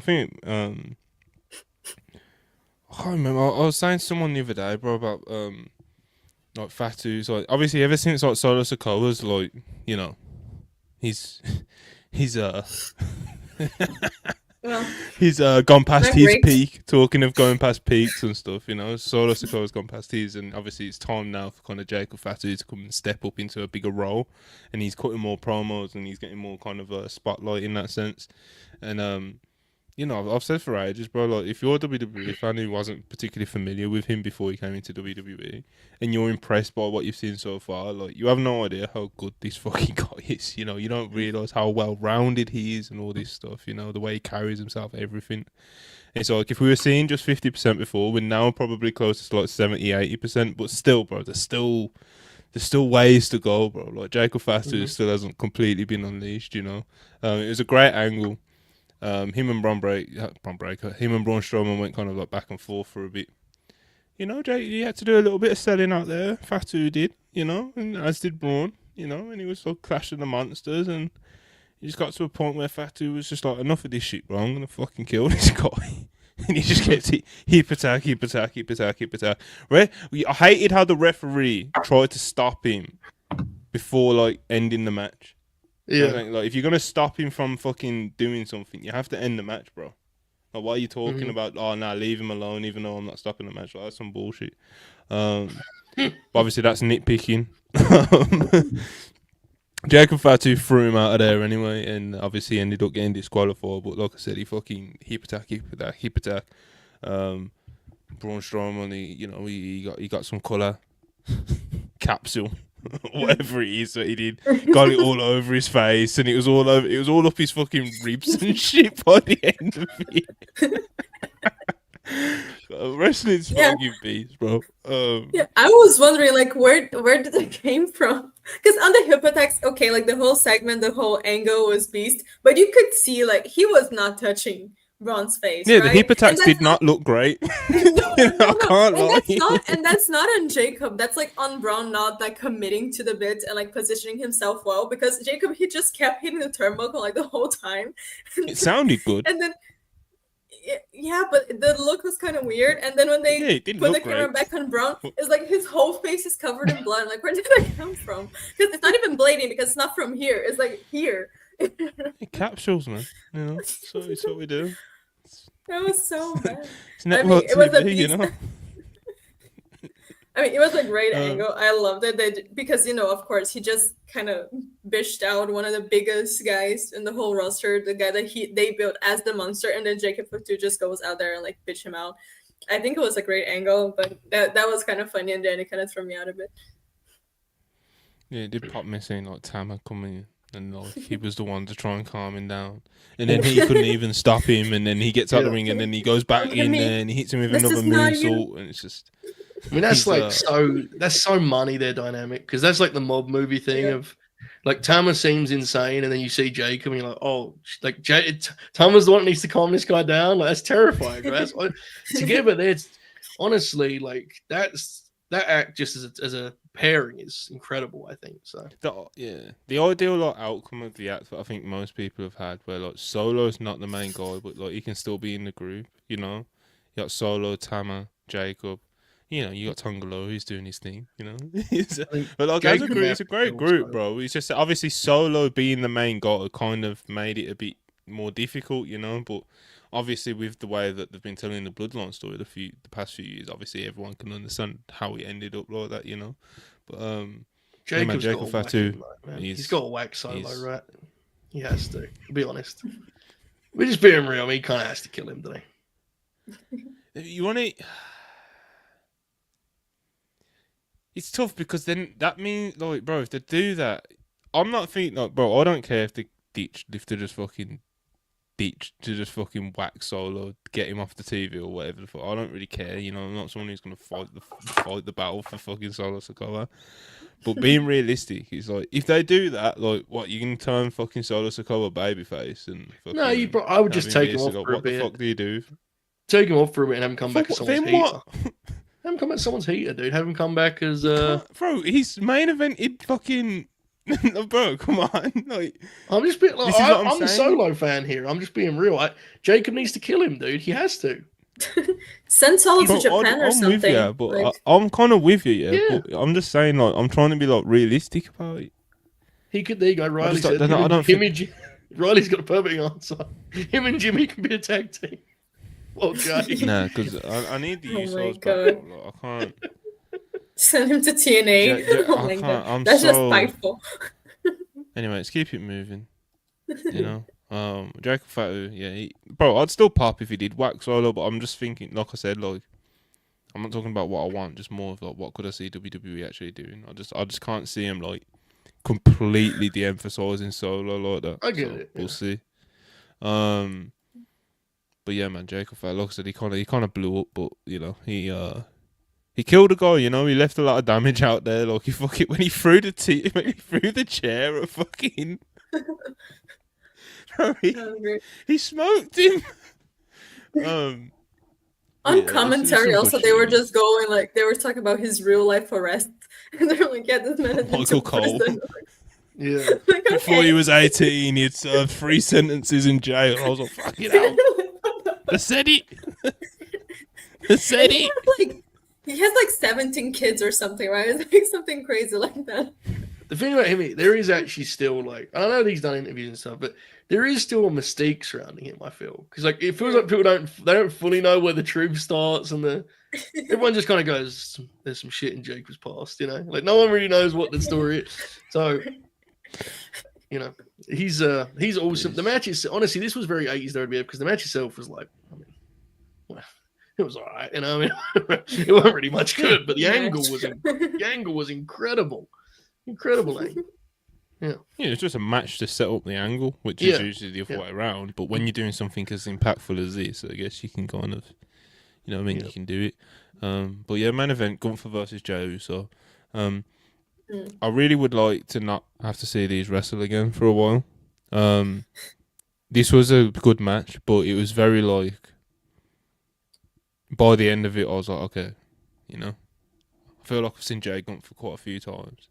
You know, I feel like I've seen it. It was a good match, though, bro. It might have been their best one, to be honest. Probably was actually probably the best match that they've had together. Good match, you know. There was a few hope spots for Jay. The crowd obviously always into Jay. You know, there was that one near fall that like loads of people bit on. That was great. Then yeah, Gunther getting the definitive win at the end, and yeah, this is what Gunther does, bro. A pretty good main event. But at this point, you know, I've seen enough of these Jey Uso like title matches and stuff. You know, he had his IC title run. He's dropped the belt. It's like it's so predictable. Like even though I know he won that IC title to have that run, it's just like, bro, I'm not buying him beating Gunther. You know, it's just like it's so dead in the water now. He's had so many title matches. It feels like as well. So yeah. Enough is enough. Enough is Anna, enough. what did you think? You know, we all know you're the big Gunther fan here, so. Big guns. That pin was really something. No, like I think it was like a good. Let's move on. It was a good match. Okay, I feel like Gunther is such a great wrestler, and I feel like a great wrestler, they can take good matches out of ass wrestlers, but when they are in the ring, you can see like the difference, like the levels of difference, you know, in the way that they're moving, just the way that they're doing things. Like that spear, like come on, you know. And Gunther is selling that like he was a gunshot because he's just great. So he was able to take a good match out of Jey Uso, which is all right. But like you said, I do not need to see Jey Uso fighting for titles. Like, you know, he's over. Yeah, I get it. But he's not a great wrestler. Like he was a good tag team wrestler. A solo wrestler? Great tag team wrestler. Yeah. Single wrestlers, but you know, I don't he's kind of ass. Like I cannot lie. I'm not very sold on the Usos as single wrestlers. That one match that they had at WrestleMania, I feel like it would have been enough to just never give another wrestler a title match ever again. But because they got over, it's like, oh yeah, let's give them a title match. But I think it's enough. I just want to see Gunter having good opponents because he's so great.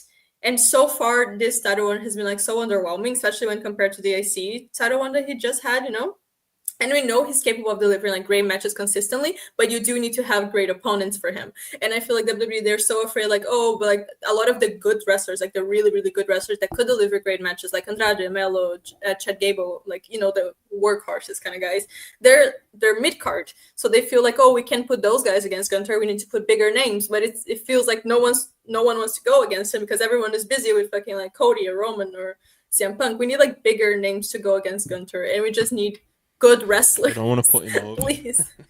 Yeah, that's. They know they ain't beating him. I just want to see like good wrestlers against Gunter because I feel like we're missing the great Gunter matches, and he has it in him. He was able to take a good match out of Jey Uso. You know how hard that is. So like he deserves better opponents. Yeah, hopefully they he's gonna be retiring Goldberg, so there's that, Now I do hope to do some big names for him between now and SummerSlam, So we'll see how all that plays out. Saturday night's main event, pretty decent, better than the first one. Still need more interviews, especially now that they've decided. Bro, I got so fired up when they were like, Gene Okerlund, he's a legend, he's this, is that. And now we've got the Okerlund position dedicated to him. I thought they were about to do an interview, but they didn't. It was just Jesse and Tess just kind of doing what they were doing at the start of the show. But I thought I was waiting for like, I don't know, Kevin Owens to walk in and fucking be all mad or something, But need more of that, bro. That's what. Yeah. Still, it's not better than last time, but still not perfect, And obviously the ad breaks make it pretty brutal. I'm not sure if I'll keep watching them live. But we'll see. Alright, yeah. Saturday night main event. What else we got? Collision, main things on Collision. Samoa Joe. The big man is back. Big man is back. JR loves some oh yeah. He died his place. The people love Joe. They really love like the way they pop for him when he did. At the start of Collision when they do the promos and stuff. When it came to him, like they pop huge. They pop huge to react to him. They just love Joe. Who doesn't? We've lost him. Folks. He's talking about Samoa Joe. And they've claimed him. But yes, he's great. He got a huge reaction at Daly's place. Had the rare 5-minute AEW match, which is like a collector's item because usually it's either 2 or 10. No in between. Pretty cute. He gave Nick Wayne just enough for the limb work and the eye gouge, and he did take one of the funniest destroyers I've ever seen. I don't know if that's necessary, but it was fun. People love seeing Joe. I think Joe wanted to get a few minutes under his belt because obviously he's not been around, so it was fun. Hopefully, wrestles Christian soon. Yeah, it's a good time. I had a good time with it, What else to do on this? We had I was just gonna there was the Don Callis family thing that they mentioned, there's still someone else. Do you guys have any clues? Like, who do you think would be the next member? Trent Brea. He's back. He is in the Don Callis family. I don't know though, man. I don't know. I like the Hobbs angle they did with Big Bill. Big Bill coming into the building, right. He gets jumped by Hobbs, and they go back and forth, and it's good. Like, I like how Big Bill wasn't being all like silly and shit either. Yeah, it's like, I get it. He's got personality, he's charismatic, and he's like, he's whatever. He can be funny and he can do that. But that doesn't mean that's just because he can do that doesn't mean you can just you should just cast him as that, bro. He can be a 7 foot. That's what I'm saying. He's 7 fucking foot or whatever he is, bro. Look at him, and he's like, I don't need to see him be like comedic relief, So I like seeing this kind of side of him when he was brawling with Hobbs, and they went back and forth verbally as well. So they have saying with Hobbs as a babyface. Mm-hmm. I'm hesitant to believe because he's had so many stop-starts, but I think the people are ready. They want to cheer Hobbs. He's awesome. He's cool. He kicks ass. We overcomplicate the formula sometimes, man. Like, Yeah. wrestling fans want to cheer dudes who just beat people up. It's fun, you know. Like, yeah, Especially when they look like hubs, you know. he's awesome, dude. Fucking, he's an animal. That's the I see what I'm It's talking about. really The ceiling of his matches and like the main event style. It's like, man, let's get some baby faces over. Like, he's cool and he kicks ass. Like, let's go with him for a bit. Yep, let's do it, man. Let's keep him going. What else we have on this show? We have Big Boom AJ, Big Justice. They did a boom with Adam Cole. I know Anna popped for that. Yeah, that was I actually liked the promo that they did after the match, like Roddy, Kyle, and Adam. I think that was fun. You know, like they're fun together, and you cannot go wrong with Kyle and Roddy. I feel like they're so good. I would like to see them go like tag titles. I feel like a Kyle Roddy versus Hurt Syndicate match would be incredibly. So it'd be so fucking good. Yeah, I just want to see them wrestling more. Just Kyle and Rodney specifically. But you know, if Adam Cole is back in shape, then let's go as well. But I feel like the best part of the whole show for me was the Tony Storm Mariah May segment. Like that was incredible. Incredible. Just quickly before we get to that. Yeah. Because that's the main thing obviously from this show that I want to talk about. Right. But a Max Caster open challenge Why? was presented to me as a future thing that could be happening in this company. And we don't need that. I get that, like, the idea is probably just like he's going to do an open challenge and the fucking babyface that everybody loves who's waiting to come back is just going to come out and kick his ass. Like, I get that, but it's just like, bro, why are you like a Max Caster open challenge? Just conceptually, it's just come on, precious TV times. You could be given women matches. You know what I mean? Like you could be given good wrestler matches. Like who the fuck? This is the kind of thing. It's Tony out of the woods again. Like was he out of office when they made this decision? Like what is this about? He was out the weeds for this one. Now, you want to ease with Max Caster as well, bro. I think his delivery on his promos is like some of the worst in wrestling. Like genuinely. Like I'm not even trying to be like dramatic or like, bro. It's brutal, fam. Like I can't. I'm not arguing that, but there's some really bad promos in wrestling, dude. Bro, and he's up there, fam. He's up there, bro. All right. I haven't seen it closely enough, so I'm not gonna go. All right. Good. It's horrid. Just let it play out, guys. Let it play out. Let's see where it goes. Give it some time. Let them tell the story. Like I said, I'm sure it'll probably lead to some babyface or someone returning or just like, you know, Hangman's gonna come out and fucking cut his head off or some shit. Murder, you know? Like, it could be. And then he's gonna steal the mic drop. Ooh. I think it could be Speedball. I think, yeah. Speedball. Debuting Speedball against Max Caster, like. Well, I think I would do like a sort of mini squash, really. I feel like it would be nice, for example, if like Bowen's reply to open challenge and then just fucks him up and then it's official, like. Yeah. Done, moved on, you know. Pile drivers. And then, yeah, and then like we never see the open challenge and Max Caster again. That would be nice. You know. Yeah. So yeah, we will see how that one plays out. Katsuyori Shibata versus Takeshita. I thought it was really good, kind of like clash of styles because they did some of that kind of like technical stuff. It's, you know, the wrestler shit that you'd expect to see from Shibata. Then there was also like a lot of the big bombs that Takeshita always is very much known for with his matches. I thought they had a really good match. As expected, Joe. Any quick thoughts on Shibata versus Takeshita? Not a ton. I did think it was nice. I mean, it's a good match, definitely. It was nice to see. Firstly, it's one of those matchups you just is nice to see in general, right? Daly's Place, a cool setting for it. Nice to see a match that felt like significant on Collision. Even though I understand that Shibata's his win-loss record in AEW isn't exactly electric, that's a big match, right? Just on paper, and I thought it was cool to see him be in a match that like he actually had some space to kind of spread his wings a little bit because a lot of his matches in AEW are like middle of an hour, like just sort of things on TV. Whereas this actually did feel like something like he could actually have a real match, you know, like they had a finishing run and he had that big near fall at the end.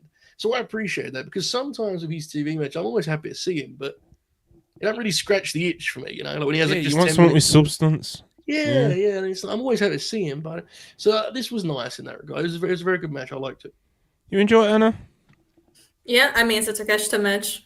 I always enjoy those. Fair. And it was definitely like one of those matches that you watch and you think like, damn, New Japan just make this guy like slap another guy for 5 minutes because they don't trust him to take bumps. And then you see this match and he's just like fall on his head and take like the big Takeshita bumps. I think it was very fun. Say something similar about Lovely. Takeshita as well. It's how like New Japan. How did Yeah. New Japan not like get their claws into him a lot earlier? You know, he's on the shows now, so you know. I suppose they could use him for the big matches, but he does seem like a guy that could have been like compare him to like fucking Shooter Umino. You know, it's just like you know. So there you go. Let's not talk about it. All right, let's talk about it. Let's talk about Timeless Toni. She's back. Wow. She's back, and you know they have this face-to-face Amazing. promo live in the ring with Tony Schiavone. And you know, like Tony's fit is fucking crazy, bro. Like the cap and the baggy jeans and the big fucking jacket. Like, come on, bro. Like, it's fucking absurd. Like, I know it's supposed to be, but come on, man. But yeah, Tony's fit's crazy. Obviously, Mariah May is just being fucking spiteful, bro. You know, I don't care about you. You're a joke. You're a meme. People don't care about you. You're garbage. You this, you that. And, you know, I'm going to kick the shit out of you in Australia and I'm going to love every second of it. And then Tony Storm just plays it off as like, oh, Mariah, I'm your biggest fan. You don't realise I want to be like you one day. And she tries to give him a hug. And they do the whole kind of callback to like, you know, like Tony nestles her head in Mariah's bosom, as Tony used to say, you know, and that was kind of the callback they did. Then Mariah May just switches up on her, bro, slaps the shit out of her, attacks her with the belt. And, yeah, she just kind of strolls very happily out of there. And that's when it happens, people. That is when it happens. Toni, she's beaten up. She's left on the ground. And she's decided she's had enough. And it's time. And you just hear on the mic, she puts the accent back on. You know? What makes you think I've forgotten? And the crowd, I love the reaction to it. Like the way, as soon as they heard that, the crowd's just like, oh, it's happening. What did you say? What makes you think I've forgotten? You know, we haven't danced our last dance, and you know, and basically she starts slowly shedding, you know, this facade that she's been playing, and she's talking about the hardest character you'll ever play is playing yourself. Well, this is a performance of a lifetime, and she kicks off her trousers, and she's back in the Timeless Toni gear, and the crowd's going crazy, and Mariah May's up on a ramp selling it like, oh no, and what does she say? She says, you know, you might be like evil, but you were birthed from my womb, and I'm gonna grab you and shove you right back up there and spit you out, and I'm gonna rip your fucking tits off or whatever it is she said. Yeah, man, great, really good, really cool like moment to do in Daily's place, you know. And yeah, Anna, I'll let you just give your take on it. I loved it. I was loving the rookie Tony Storm thing, and I do understand some people are like, "Oh, it feels like too soon. Like the rookie character had like some time to go." Like I understand that. I think it was being so fun and so nice, but I think it was the perfect moment. And I also see a lot of people complaining, like, "What was the point of it? It doesn't make sense." And for me, it made sense in the way that she wanted to make Mariah believe like she was safe and she was like comfortable. Because if it was Timeless Tony Storm coming back and like going for a title match, Mariah wouldn't let that happen.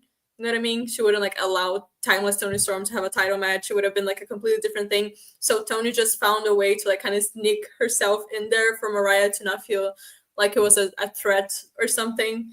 It just felt like, yeah, she was just playing Mariah. And guys, it's wrestling, okay? Like it's not fucking like math. It doesn't need to be like 1+1=2 the whole time. Things can be like a bit silly and goofy. It's Timeless Tony Storm. The whole character is silly and goofy. Like it makes sense that she's playing a character to make Mariah believe, like, you know, that she's safe somehow. So I thought it was really, really good. The whole way, like the promo was amazing. Tony is really like on a whole other league when it comes to promos. I think in women's wrestling and just wrestling as a whole, I feel she's the character work she does is so special. And I think people, I don't know if people remember, I was when she first started this character, I was not the biggest fan because she was being so ass in the ring. And then she just out of nowhere transformed herself and she just started doing good in the ring and the promos started getting better and better. The segments started getting like more and more interesting. And for me, this was just like the peak. I was so against this match happening again so early. And early, it's been like 6 months or something, but I didn't want to see her winning the title again. I was like, oh God, it's going to be so annoying. They're just going to be playing hot potato with the title. But now I'm like, fuck it, just give it to her. Like, come on. Look at what she's doing, you know? Like, no one is reaching her level right now. So I love the whole segment, and I do understand the criticism to it. I do understand it, but when you see the moment and you see people's reactions and the crowd reaction, you see like how many likes they got on social media, those kind of things. Like some things you just gotta do. You know what I mean? Like it's wrestling. Come on. It's like you've kind of already touched on it. It's one of those things that it's very clearly like not for everyone, you know. And if you can just think about it for 2 seconds, you can see why some people just may not like this style of doing wrestling stories and presenting themselves as wrestlers. But there's 2 things you just cannot deny, I think, Joe. This shit's over. Yeah. It's over. It's working in front of the live audiences and the AEW audience. And Tony's commitment to a character is like another level. Yes. And it makes her undeniable because, to your point, when she started doing this, I don't have this in my thing. But you do have to, at some point, just like commend not only how good she is at it in terms of execution and delivery, but also her commitment to it, and how in a time where everyone is so afraid to commit to a character, like, or a persona, whatever you want to call it, she's like transformed herself into these people, you know? I say people because she's like 2 different people in the segment. It's wild, and I think we actually take for granted how much she's changed the perception of her since getting to AEW. Not that her perception was negative before. I never thought of Toni Storm as a big promo or personality before she got to AEW at all. And the first year or 2, I guess it would be maybe 18 months of her run, she was having good matches, but she didn't change that opinion. She wasn't, I mean, you know, I don't remember her changing that anyway. She's now like one of the few characters that is over as a character on AEW TV. You know what I'm saying? Like, there's a lot of wrestlers we like the performer, and people obviously like the former Toni Storm, but they actually love the character, the shtick, and the reaction to the accent change. And that was a great example of that. So she's been a huge triumph in that regard. I know why people get frustrated with her being in the title scene. I actually get completely why she's all over the title scene. Like, little reactions she gets, I get why they're bullish on it. So she's been awesome. Segment was great. Probably the biggest angle they've done in Collision in how long? It's a while, right? A long time. We've lost Montel WP. He's back. What do you always have to say that you've lost me? It's dead air, bro. It's dead air. He wasn't dead air, though. Like, you wasn't even fully finished talking. I was just like saying, yeah. Like, do you know what I mean? There's no sound. Yeah, like, you're too focused on me, bro. Anyway, broadcasting. Yeah, man, Tony Mariah, like I said, this isn't really kind of like my thing, but it's not really something that I'm just going to like try and be like, oh, you know, this is no good. Because like I said, there's certain aspects of this which is undeniable. So, you know, they've got a big match going in Australia, brother. So we'll see if Tony can get the job done. Alright, so that was Collision. We're going to go through a couple of super chats, wrestling related ones, and then we're going to do Anna's Cinema Purist Cinema Club, fucking whatever the fuck. Hell yeah. The final boss 199, staying up to 4 to see Seth win sounds like cancer. Well, come on, bro. Christian Ramos, $2. The Usos and Solo to Noah with Hikuleo to rebuild them. No, Hikuleo is not the answer to Solo Sikoa, let's be honest. Usos don't need rebuilt, bro. They're the biggest fucking single stars on the respective shows at the moment. Jimmy Uso and Noah would be hysterical. That would be like one of the funniest things imaginable. Good God. Big Jim. This Big Jimmy that we're in. I think he could hang. Anyway, Black Yakuza not a fool. I feel bad for Jay and his fans. He has such a connection with the audience that isn't easy and will probably never be rewarded for it. LMAO. He would have to go under. He would have go a small under the old regime. I reckon it would have got a small reign under the old regime. I think. I mean, he got the IC title ring, so... Yeah, she got the IC title. And bro, to save it, like, he'll never be rewarded for it. He's one of the most, like, featured characters on TV, bro. Like, yeah. Not everything is about, like, having, like, winning titles and stuff. Like, if he's one of the biggest, most featured people on the shows, then he's at the top, because that's what it's Yeah. really about, isn't it? It's about like having the TV time and the spotlight put on you. And They're pretty selective. Jay is presented as one of the main people in WWE, bro. So whether he wins loads of titles or not, because at the end of the day, it's like, he's so over. He gets to the position where he gets a world title shot, but like, do you really want him carrying about? It's like not particularly. Especially a world title. So it's, I think they do justice by him. I think it would be kind of unfair to be like he's not. I think it would be unfair to be like he's never rewarded for however he is. They're Because really I think he is. selective with them belts now. They're really selective. Yeah, thank God. Thank God. Yes, it's a good thing. It is I think they could do more short reigns, but I also think it's better to have it where like being champion really does mean a lot. It's not a big deal. I just seen the canvas on Raw, and it's not the fucking changing it every week. What's happening now? There's a big WWE logo in the middle of it now.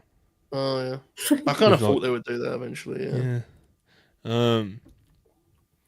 Okay, so that's Jay Super Chat. Dav V900 999. The Tony angle made no sense. People are so focused on the promo that they ignore how stupid it was beforehand. Tony gets beaten up and reveals the ruse like what? It's about the moment, not logic.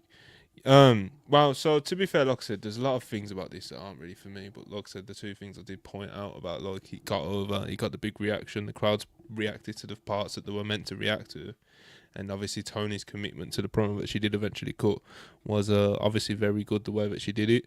But since you've brought it up, I do agree, not to the extent that you have, but this is you seem it's aggressive, but yeah, I didn't like how, Mariah May just kind of beat the shit out of her and then just kind of walked out of there, and Tony done it from like kind of like a down position, although I kind of do get what they were going for.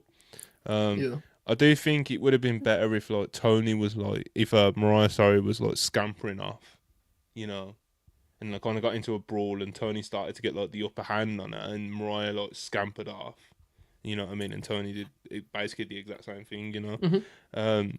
But yeah, Dan, I do think there is a valid criticism in the way that like they set it up. But I think as you even said at the end of your super chat, bro, it's about the moment, and this definitely was about the moment of the reveal of Timeless Tony Storm. That's what we're going to be talking about. So it's kind of just like we're kind of splitting hairs a bit, But yeah, I feel like it's a very personal opinion kind of thing. Like, because for me, I really like the fact that it was afterwards that that she looks like she's defeated, and then she comes back and she's like, "No, I'm not." Yeah, exactly. So I feel like it's like a personal opinion kind of thing, like personal taste. But I do understand like the criticism. But yeah. Yeah, so it's one of those logic things. But like even the super chat says, this is more about the moment, and they nailed the moment, and he got the reaction that they wanted to get for it. So yeah, man. Lord Lambo 499. Mariah and Tony segment was awesome. Mariah was exceptional as a heel in her promo too. Yeah, I think she said on a recent interview or something that she'd like to do more live promos. It's something that she wants to do, and she's very confident, very sure of herself out there. And yeah, she did her part very well, I thought. Nothing overly spectacular or anything, but there's definitely a level of confidence there that isn't particularly common in AEW. Especially amongst like the women who cut promos live out there, So yeah, so it worked, bro. Like I said, he hit all the notes it needed to hit, and it worked. All right, so Raw on Netflix is already started, and I guess Cinema Purists on WrestlePurists is about to start. We've got like 10 super chats, bro. Dan. Anna, Thank you guys so much. Dan V900 499. Anna, have you seen One of Them Days? It's a very good buddy comedy with Scissor's first film role where her and Keke Palmer had great chemistry. I'm so excited to see this movie. I do not know when it comes out here. I've been looking for it. If it comes out, through the alleyways as well, to the back alleys, you guys can also send me the links because I'm so excited to watch that one for sure. It looks amazing, and the press tour is being incredible. So definitely want to watch it. This is definitely one that both of you can answer from Patrick the Heel 499. Letterbox top 4. Okay, I have. Joe's gonna out himself. I'm scanning my the Big Lebowski. I'm trying to think my last four. I change it a lot. Go on, Anna. You go for it. Yeah, I mean, the Letterboxd top four. I feel like it's it's not the best movies I've ever seen in my life. It's just my personal favorite. So for Miss Roman Holiday, Rocky Horror Picture Show, Monty Python, The Holy Grail, and Mamma Mia. Mamma Mia, My four. God bless. Oh, Mamma Mia is definitely the movie that I've seen the most in my entire life. I cannot lie. Like, I love it. beast. My four are Sideways, It's a Wonderful Life, The Holdovers. It's a Wonderful Life. The And whole What a Holdovers. lovely, charming young man you are, Joe. It's behind me, bro. Got a poster up here too. Yeah, yeah, that's my four. Which one was the last You one? do. It was Halloween, the original, 1978 Halloween, Carpenter. The So, like, House I of said, that was a good Spoken one. one. I don't have Letterboxd, by the way. I know. Not for it. I'm not. I you can read do. that. I'm Same not, username, guys. You can follow there. The House of Spoken 199, most anticipated movie of 2025. Mine is Superman. I said mine earlier, even though I was half joking, but again, not a movie buff, but seeing Dwayne play Mark Kerr is just too fascinating for me to turn down. Yes. I don't really have a good answer to this. I'm intrigued by 28 Years Later just because I don't even really like the original very much, the first very much, but it just intrigues me what that would look like. So that'll probably be my answer, I think. I'm excited for Marty Supreme, the Safdie movie with Timothée Chalamet, and also there's I think it's a Lynn Ramsey movie with Jennifer Lawrence. I do not remember the name. It also has Robert Pattinson and stuff. That one looks really good, so I'm excited for that one as well. Good shit. Good shit. Struggle of the Fall, $4.99. What's y'all's Mount Shitmore of movies? Movies you hated and would never watch again. Right, we'll stay on my letterbox. Joe's watched like WWE movies. Yeah, and shit, bro. we used to. Those ones. On Fightful, we used to review them. No one watched those either, so I just was punishing myself for now. Jesus. The Chaperone, 12 Rounds 2, Unfinished Business, the Vince Vaughn vehicle. Grown Ups 2 is terrible. Jesus. There's some terrible Halloweens. Jack and Jill. Oh my god. Jack and Jill is it's very bad. That was like the Six Idiots or whatever was the name of that movie, the Netflix movie, the Western movie. Like, you know what I mean? With Adam Sandler, like Taylor Lautner. It was just so bad. So fucking bad. That one, House of Gucci, was a fucking nightmare. That film was horrible. It was just flowers of the worst Italian accents. And then when it's finally the scene of the murder of the guy, which like they based the whole trailer around, it seemed like it would be about the murder. It's not. And then like they just play a clown ass music. They're going to murder the guy. It's supposed to be like a tense scene, and then they start a song like it's like, what the fuck is happening? It's so bad. It's so bad. It was so bad that I was in the cinema watching this. Yes, I gave money to that movie, and I was counting like the squares in the ceiling because I could not deal with that. It was horrible. Black Adam was a fucking nightmare. I also watched that in the cinema. I do not know why. Dwayne has to take me personally because I put myself through that. Oh, no, yeah, Black Adam was something. By Emilia Perez. My God. Gunther's sad face off. Oof. Wow. Who saw that coming? Might be doing it, guys. There's that, I don't know, I'm not a movie buff, but there's a few terrible films I've seen, but they'll all be like cliches, Like, what's that, that Nick Cage film, bro? Nick Cage? Left Behind. Never seen it. Sorry. Let you down.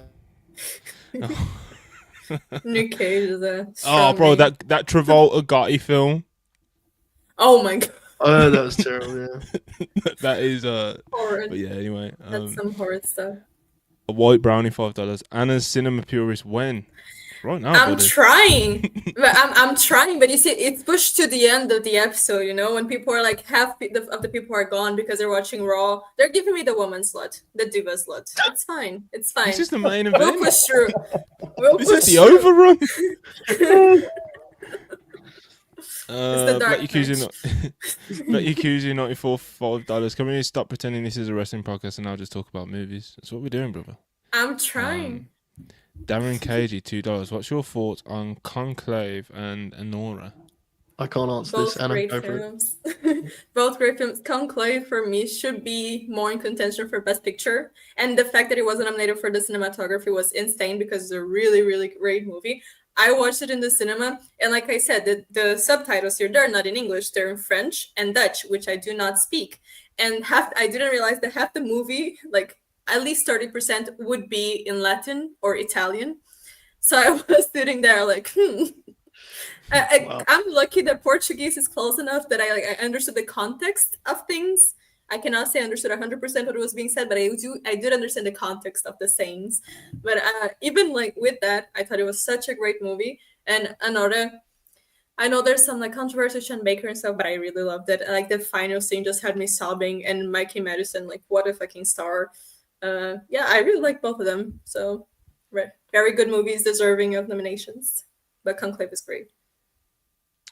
Shout on Spurs $5. I fear Lily Rose Depp is the best Nepo baby. Is a better Nepo baby than Cody Rhodes. Tremendous performance in Nosferatu. Nosferatu. Yeah. Yes, another insanely amazing movie. Have you seen Nosferatu, Joe? I haven't. No. This is on some. Oh. We did this a He's year ago. washed. I'd be Oh my great. God. I haven't got it anymore. And I'm I sorry. He's love it. fucked. He's fucked. Nosferatu is so fucking good, and yeah, her performance in that is just insane. There are some like the convulsion scenes. There were some things like, how the fuck did she not use CGI for that? Because it's just crazy. The possession scene, like her whole body is shaking, she's drooling, her eyes are rolled to the back of her head, and it's like no CGI. It's insane. Cody Rhodes could never do that. Just saying. Listen, we're the guy. We don't need all that nonsense. Dan 199, appreciate you again. Challengers wasn't nominated for editing and score bad. Horrible. Terranders Oh. deserved a lot better. One of the best movies of last year. Shout on Spurs $5. No best director nomination for Denis Villeneuve. Is that how you say that? Denis Villeneuve. Yeah, nowhere near then. French. French. For June 2 was a war crime. I've never seen either June, you know. To neither of them. They're fucking phenomenal. But yeah, that was a war crime. Also, for I don't even know. I June don't even get what they're about. Like, obviously, I've seen like clips and trailers and screenshots and stuff. I have no idea what the I can't make out what the films are even about, bro. Like, it's complicated to explain. I feel like it would be another 30 minutes of explaining like the concept of Dune. But basically, like it's just all of the science fiction movies that we had afterwards just came from like the book Dune. So, like Star Wars, all of those movies were just based on Dune, basically. So yeah, it's really great.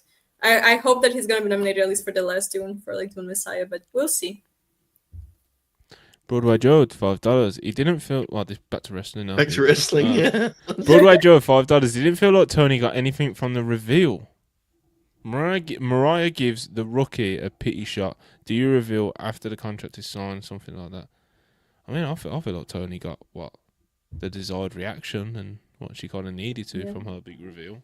You know, I thought it landed pretty well, to be honest, brother.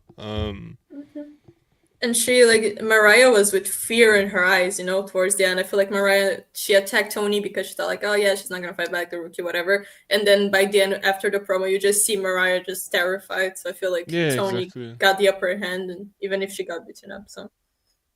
Yeah, like I said to one of the last super chatters, Dan super chat earlier, when he kind of like poked the holes in the logic of it, he's kind of like, well, yeah, it would have been probably would have made more sense if, you know, you kind of tweaked it a little bit so Tony could actually like get a little something back before the big reveal. But anyway, gone for interrupting Seth. Yes, Logan Paul's walked out there as well, final boss, and it's oh, jeez, you know, so that's what's going on at the moment. We've got obviously they're doing the whole like rumble, like, you know, I'm the guy, you know, I'm the man, and then, you know, Gunther came out and was like, Seth, you need to chill out. Yeah. Logan Paul should not even be in the same like sentence as Gunther, you know, like in the same ring as Gunther is just criminal. That shouldn't be allowed. But I could see Logan Paul and Seth Rollins being the WrestleMania match. I feel like that would make sense. That's a Seth Rollins kind of match, you know what I mean? Love him, but that's a Seth Rollins kind of match. Didn't they wrestle at WrestleMania? Seth and Logan? Am I imagining this again? What's happening? I feel like this happened. It feels like something that happened. Yeah. You know what's funny? Oh my god. You know, some promos get rated on Cage, mate. I know, it's very that's funny. A thing. The Tony Storm, what makes you think I've forgotten promo, is currently sitting at Oh, a shit. 9.77 on Cage Match. All right, Hell well, yeah. that's, I mean, that's very high. It's But how the many, greatest How- promo of all time. how many people voted? Hell yeah. Let me hold on. Let me type in hard times. Oh, Jesus, this is going to be funny. I'm gonna- 8.1. You see, I deleted from my brain that a Seth Rollins Logan Paul match Oh, had I need to happened. That's Google it insane. because the I search think it bar was on quite Cage Match- good as well, which makes it funny. I remember it being good. That's the thing with 9 Logan Paul. Like, hard he's times. not a shitter in the ring, which is the worst part. Boom, there we go. Okay, Hard Times by Dusty Rhodes, 29th of the 10th, 1985, in Mid-Atlantic, 9.73. Right, here's a good one. Do Bailey, This Is Your Life. Watch this. This will pop you. Bailey. Bailey, this is your... As I saw this when we were doing the Grin Grab, I yelled. Hopefully it hasn't got any higher. It shouldn't have. Cage Match promo database, folks, here being tested by the friends at WrestlePurists. What's the number? It's popped me huge when I saw this. I'm going to put it on screen. Oh, good. This is what we're ending with. Good. This is the big finale.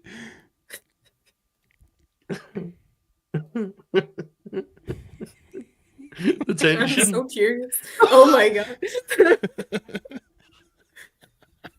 Oh my god. Oh, fuck. It's so bad, dude. It's 0.15. there's a couple from that era that are bad. The one with Lashley and I think it's Sammy.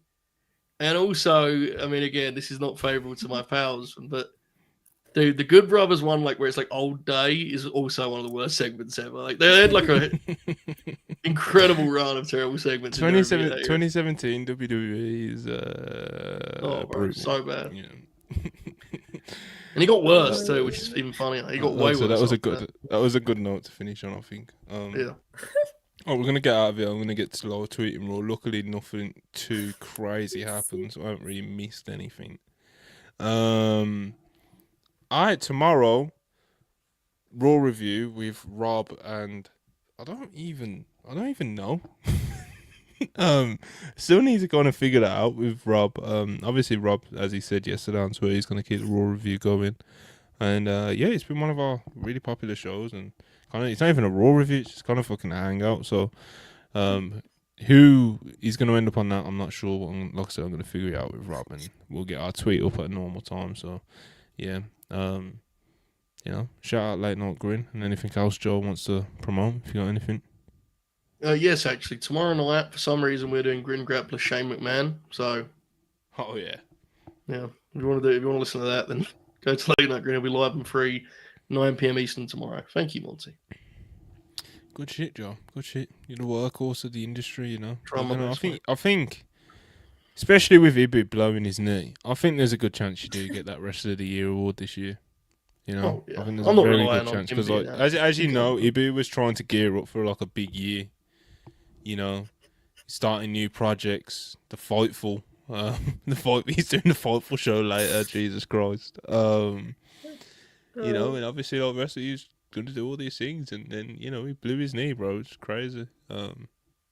So yeah. Anyway, yeah, Raw review tomorrow.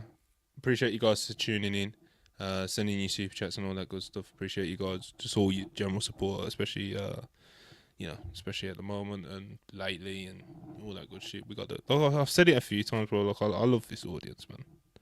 I got a lot of time for this audience, and again, anyone want to reach out, I've always got time for them. So, yeah, man, appreciate you guys, and we'll see you tomorrow. Yeah, like, subscribe, all that good stuff. Peace.